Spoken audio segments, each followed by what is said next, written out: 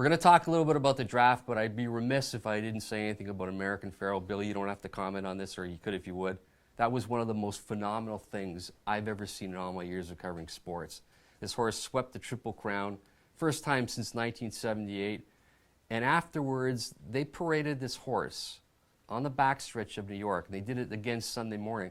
This horse must have the most gentle, kindest disposition of any kind of thoroughbred you'd ever want to meet. And thoroughbreds by nature are very high strung. But this horse, not only did he do something phenomenal, winning these 3 races over the course of 5 weeks, and it hadn't been done since 1978, but he's just a likable kind of horse. And I was watching it, and I said to my wife afterwards, there's all this hoopla. People were going nuts, and horse racing's had its better days, but this was something to celebrate. And yet here's the athlete, the star athlete, going back to the barn, going back to his little stall there, whatever, and sitting on a bunch of like straw.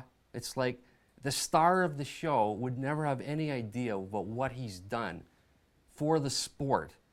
And like I said, this horse has got just such a kind disposition that you could really do a lot of things. If we just mentioned before what NBC Sports Chairman Mark Lazarus, and yes, the other day, the Belmont Stakes preceded, Game 2 of the Stanley Cup. And it was wonderful how the two dovetailed one another because they were great storylines. Yeah. I'm decent friends with Ed Olchuk, and Ed Olchuk is involved in both, in broadcasting for NBC Sports the Triple Crown and also for the playoffs. So he had to take a break from the second game, which was if the New York Rangers had won, it would have been the Belmont Stakes and Game 2 of the Stanley Cup in the same city, virtually one after another.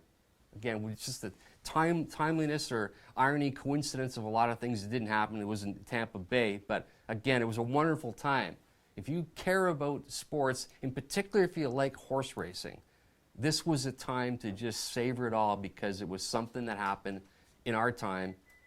Don't know if it's going to happen again. It took a long time for it to happen, but anyway, that's my bit there, my spiel about horse racing because I'm really into it. Well, I watched, along with my wife, a full hour and 15 minutes of that coverage. I was equally impressed by the way American Pharoah ran the race. I was impressed by the demeanor of the horse that you've already described. I liked the way Victor Espinoza handled him. I also liked the way Victor Espinoza handled the victory. I thought he was very calm, cool, no ostentatious nature about him. He knew his horse could win.